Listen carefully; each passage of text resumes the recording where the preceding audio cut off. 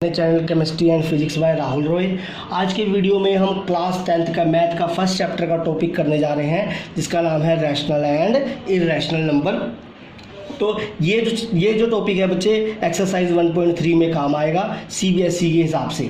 सबसे पहले रैशनल और इरेशनल नंबर क्या होते हैं उसको पढ़ते हैं। रैशनल नंबर वो देखो रैशनल नंबर कौन से नंबर होते हैं, इनकी तीन कंडीशन है। सबसे पहले रैशनल नंबर जो है वो P अपॉन Q की फॉर्म में लिखे जाते हैं। दूसरा Q जीरो नहीं होना चाहिए। तीसरा P और Q एक ही टेबल से डिवाइड होने चाहिए, वो क्या है 1 के सिवा किसी और टेबल से अगर ये डिवाइड होते हैं तो ये रैशनल नंबर नहीं है। फॉर एग्जाम्पल मान लीजिए 3 है। अब 3 है तो जो 3 है 3 को लिख सकते हैं हम 3/1 लिख सकते हैं, बिल्कुल लिख सकते हैं। तो हमने 3/1 यानी पहली कंडीशन होगी P अपॉन Q की फॉर्म में लिख दिया।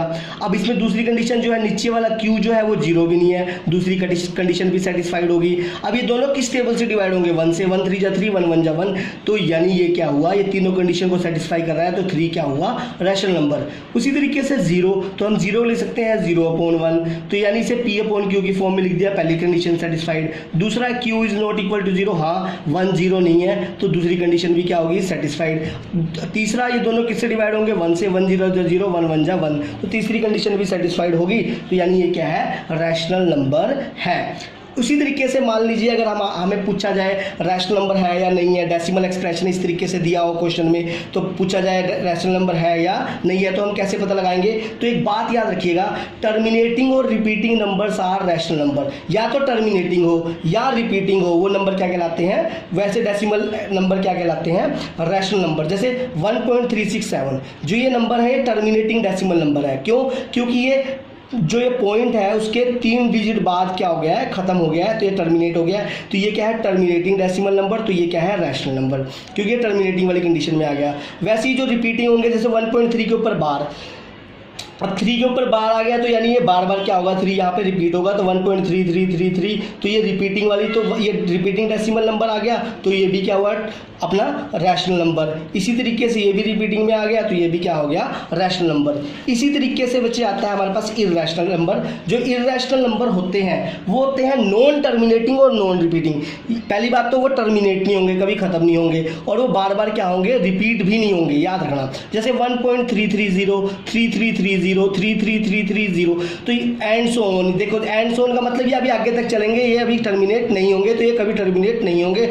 आगे बात कहते हैं ये रिपीट हो रहे हैं कि नहीं रिपीट हो रहे हैं। देखो यहाँ पे 330 है तो बार बार 330 आएगा तब हम कहेंगे रिपीटिंग, लेकिन यहाँ पे 330 है, फिर यहाँ पे 333 है, फिर यहाँ पे 4 टाइम 30 है, तो बार बार एक एक 3 बढ़ रहा है, तो यानी ये रिपीट भी नहीं हो रहे, तो ये क्या हो गए अपने irrational number.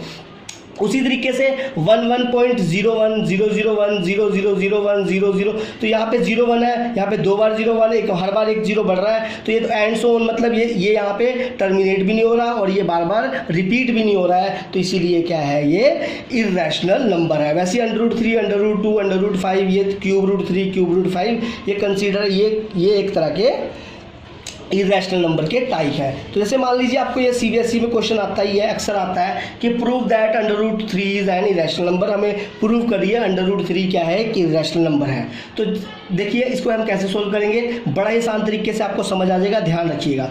Late √3 is rational number, √3 को क्या मान लिया रैशनल। अगर √3 रैशनल है तो ये बराबर होगा P अपॉन Q की। अब देखो स्क्वेयरिंग बोथ साइड करते हैं, स्क्वेयरिंग बोथ साइड इसलिए कर रहे हैं क्योंकि ये रूट यहाँ से कट जाए, तो स्क्वेयरिंग बोथ साइड किया तो 3 का √3 का स्क्वायर क्या हो गया 3, स्क्वायर से रूट कट गया, यहाँ पे हो गया P²/Q²। अब हमने क्या करना है, इस 3 को या तो P के नीचे लेके आना है या Q के नीचे लेके आना है। तो यहाँ पे हम एक इक्वेशन देख रहे हैं, तो ये 3 के ही P के नीचे आ सकता है, Q के नीचे नहीं आ सकता। वैसे अगर 5 होता, ऐसे 6 होता या 7 होता, तो इसको कहाँ लेते हम P के नीचे लाने की कोशिश करते हैं या Q के किसी एक के नीचे लाने की कोशिश करेंगे जिसके नीचे आ जाए। तो जैसे 3 किसके नीचे आ जाएगा, P के नीचे आ जाएगा, तो यहाँ पे Q² हो जाएगा और P² क्या हो जाएगा 3। अब देखना ये इसको इस इक्वेशन को क्या मान लेंगे फर्स्ट। अब ये इक्वेशन कह रहा है P²/3, यानी P² किससे डिवाइड हो रहा है 3 से। तो अगर P² 3 से डिवाइड होगा, if P² is divisible by 3 then P is also divisible by 3। मैं आपको देखिए बच्चे, अब देखिए अब पी स्क्वायर अगर 3 से डिवाइड होगा तो पी भी किससे डिवाइड होगा, 3 से। मैं आपको एक चीज़ यहाँ पे करके दिखा देता हूँ। जैसे मान लीजिए पी को लीजिए, मान लीजिए पी को लिया हमने 6।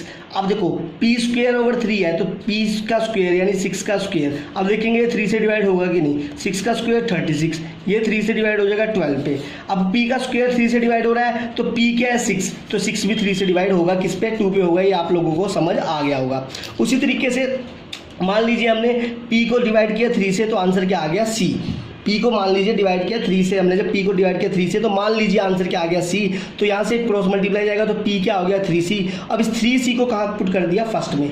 जब हमने फर्स्ट में पुट किया 3c को, ध्यान दीजिएगा, जब फर्स्ट में पुट किया तो p स्क्वायर है तो यानी p क्या है 3c, तो 3c का स्क्वायर ओवर 3, लेफ्ट में क्या है q स्क्वायर, तो q स्क्वायर क्या हो गया 3 स्क्वायर ओवर 3। तो यहाँ पे सोल्व करेंगे तो q स्क्वायर क्या हो गया बच्चे, यहाँ पे कैंसल होके क्या आ गया यहाँ पे Q square is equal to 3c square. अब हम 3 को किसके नीचे ले जाएंगे, क्यू स्क्वायर के। एक बार हम पी स्क्वायर के नीचे लेके गए, अब ले जाएंगे क्यू स्क्वायर के, तो क्यू स्क्वायर ओवर 3 यहाँ से आगे आ गया। तो अगर क्यू स्क्वायर डिविजल होगा 3 से तो क्यू भी किससे होगा, 3 से डिविजल होगा, जैसे मैंने आपको समझाया था।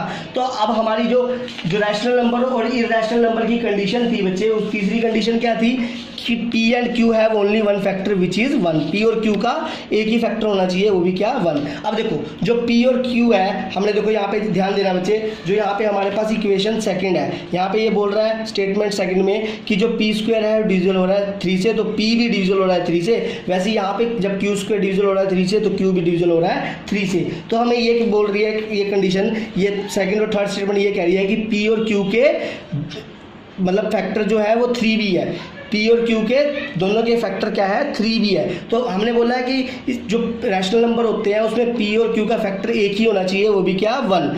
तो यहाँ पे P और Q के फैक्टर क्या आ गया 1 तो है ही है, इसके अलावा क्या आ गया 3 भी आ गया, जो हमने भी प्रूव किया है। तो जो हमारी प्रेडिक्शन है, जो हमारी जो कंट्राडिक्शन है वो क्या होगी, रॉन्ग। तो हम यहाँ पे क्या कहेंगे कि जो √3 है वो एक इरैशनल नंबर है, रैशनल नंबर नहीं है। आशा करता हूँ आप लोगों को समझ आया होगा।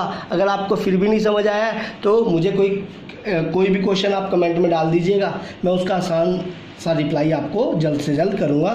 धन्यवाद।